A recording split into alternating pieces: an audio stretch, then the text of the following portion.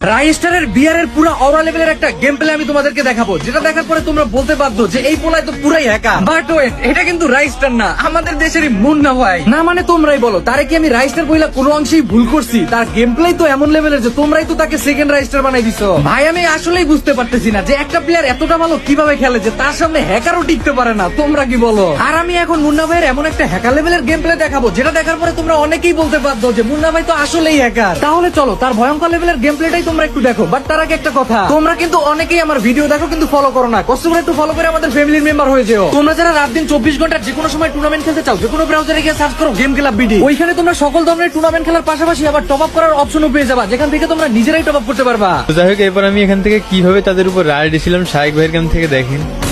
একটা নক, দুইটা নক, তিনটা নক। এবার আমার কেমন থেকেও দেখেন।